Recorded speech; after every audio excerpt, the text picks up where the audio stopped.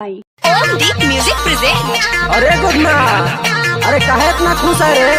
अरे देखिए ना, हमारा रिजल्ट आया है, 435 नंबर लाया है। तू कितना लाया है रे? 325 लाया है। तू कितना लाया है महुआ? हम 426 नंबर लाया है। 426 नंबर लाया है। कैसे आ गया है रे? हम इतना दिन से पढ़ रहा था, हमारा आएगा नहीं किया, तुम्हारा कैसे आ गया? जो ना कभी कॉलेज गया अच्छा नंबर लाया है। हाँ तो बिहार बोर्ड पगलाया है। जो ना कभी कॉलेज गया अच्छा नंबर लाया है। सबको मिला है फर्स्ट डिवीजन, बिहार बोर्ड पगलाया है। सबको मिला है फर्स्ट डिवीजन, बिहार बोर्ड पगलाया है। भैंस चराया वो टॉप है लाया, पढ़ने वाला पछताया है। हाँ ये बात तो सही है। पछताया है। भैंस चराया वो टॉप है लाया, पढ़ने वाला पछताया है। सबको मिला है फर्स्ट डिवीजन, बिहार बोर्ड पगलाया है। सबको मिला है फर्स्ट डिवीजन, बिहार बोर्ड पगलाया है। बिहार बोर्ड पगलाया है?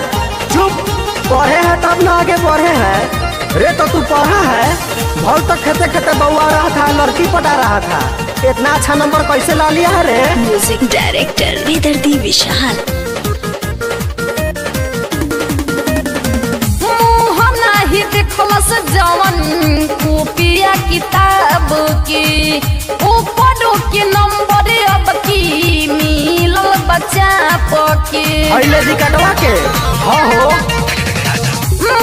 नहीं देखलस जवन कॉपिया किताब की, ऊपर के नंबर अब की मिलल बच्चा पके। देखी रिजल्ट सके माथा चकराता, कैसन चक्कर चलाया है। देखी रिजल्ट सके माथा चकराता, कैसन चक्कर चलाया है। सबको मिला है फर्स्ट डिवीजन, बिहार बोर्ड पगलाया है। सबको मिला है फर्स्ट डिवीजन, बिहार बोर्ड पगलाया है। रे घूस दिया है का? घूस काहे ला देंगे? वोट नहीं आ रहा है। पलटू राम पलटाया इसलिए सबको पास कराया है।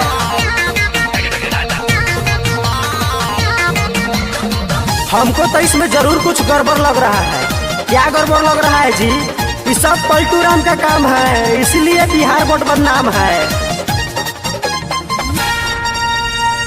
अकल बाकल सब आयल बाटे झंडा गाड़ के, लागत आई चाल नया बाटे सादा कार के। हाँ तो यह बात ही रह गया है अब। अकल बाकल सब आयल बाटे झंडा गाड़ के, लागत आई चाल नया बाटे सादा कार के।